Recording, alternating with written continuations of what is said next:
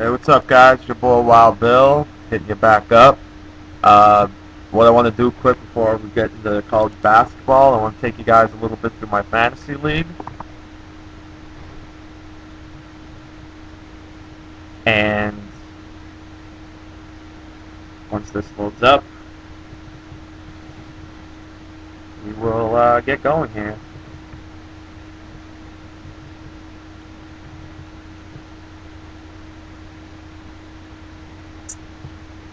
So, how you guys doing? Thanksgiving's coming up. Hope everyone has a happy and safe Thanksgiving. Don't eat too much. All right, so here we go. Here's the homepage. 2010 Fantasy Invitational. And let me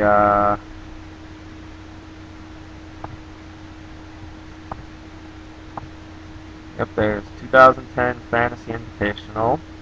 Obviously, the guy who's um, the commissioner of this league is a big Seattle fan. Thus, um, the note that he made here, the blog, basically talking about how Charlie Whitehurst got the start. This was before Week 9, though, or Week 10 actually, when Charlie Whitehurst got the start um, for the Seahawks. Of course, now Hasselbeck is back.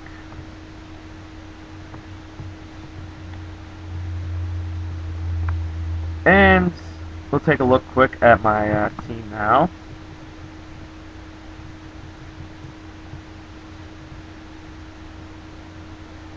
I'm currently 5-5 right now. I just had a big win last week. Beat a team that had both Adrian Peterson and Chris Johnson. So I'm right back in the playoff picture. And you take a look at my team. Start, of course, with Peyton Manning. Just made a trade to acquire him. So he's definitely going to help me out at quarterback. Currently my running backs right now, yeah, I'm a little shaky, but there's always a chance they can produce. Got Thomas Jones and Cedric Benson. Receivers, though, I love my receivers right now. Got Roddy White and Dwayne Bowe. That's a solid 1-2 combo right there. Roddy, of course, the #1 receiver in fantasy right now. Dwayne Bowe's been a touchdown machine lately. 8 touchdowns in his last 5 games. And even Santonio Holmes, I think, is going to be a nice flex play this week because he's starting to become more involved in the Jets' offense. And the Jets are facing a Houston team that has the worst pass defense in the NFL. So, and then you go down, I got Dustin Keller at tight end right now. I just picked up the Saints defense against Seattle. I think they'll have a nice matchup. And then Matt Bryan, a kicker, should help me out for it. Take a look at my matchup right now. Show you guys my matchup quick.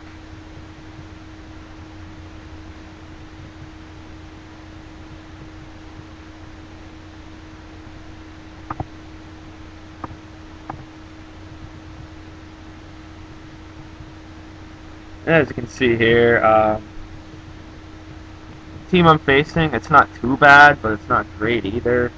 And he's got Tom Brady as his quarterback, so basically this matchup now is the two quarterbacks that are facing each other tomorrow. Of course, the Colts will be in New England and take on the Patriots, meaning Peyton Manning versus Tom Brady. His running backs, they're not the greatest, but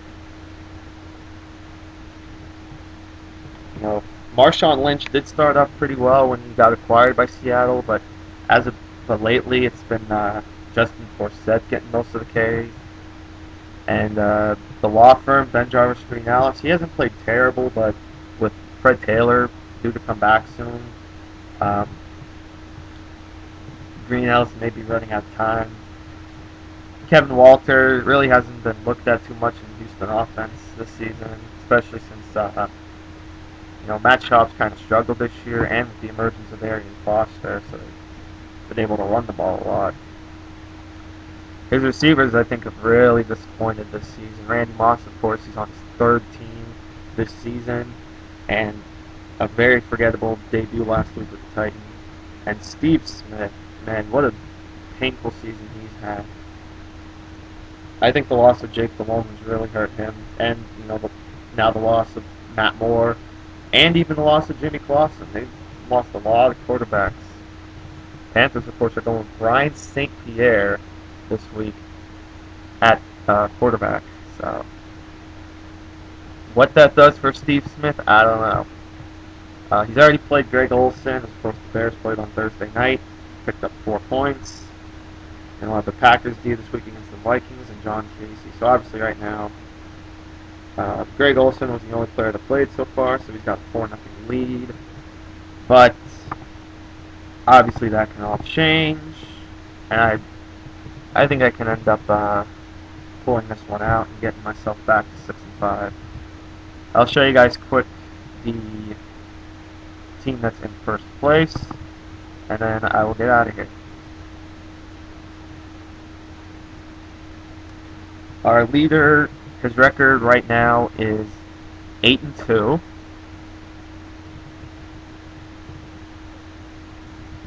He lost last week for the first time since week 7, I think. Yeah, I think week 7. But as you can see, he's got a very solid team. It of course starts right at the top with Mr. Aaron Rodgers. This guy is a Cowboys fan, but as far as fantasy purposes go, he loves his Packers. As far as I know, this is my second year in the league, and both years this guy has had Aaron Rodgers as his quarterback. And he did draft Jermichael Finley at tight end, which obviously was not a bad pick at all. But unfortunately, Finley got hurt and is pretty much out for the season, so he's had to try to find a replacement at tight end. Right now he's got Ben Watson, who's not too bad. He has Mr. Foster himself, Arian Foster. At first I thought he kind of reached for him, taking him in the 3rd round, but obviously it's worked out very well, and Peyton Hillis has been a nice addition as well. And picking up LeGarrette Blount, obviously is big as well. Blount, of course, now starting to get most of the carries in Tampa Bay. He's not full-time back, but he's definitely a better runner right now than Cadillac Williams. It's just that Caddy's a better receiving running back than Blount. He's got my boy Deshaun Jackson. Never go wrong with D-Jack. And he's got, many people don't realize this, but this guy right here, Brandon Lloyd, is actually the number 1 receiver this season. I'm not talking about fantasy-wise. I'm talking actual yardage. Brandon Lloyd is number 1. He is number 2 in fantasy points with 128. But as far as yards go, Brandon Lloyd is number 1. And you look through his team, he's also got Java Best, T.O. He's got some nice players. So this guy, I think, is definitely going to be the favorite. He's definitely one of the favorites to win the league this year. So, with that, I will get out of here.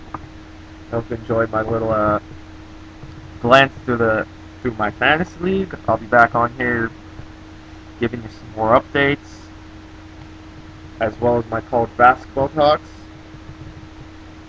So, thanks for watching.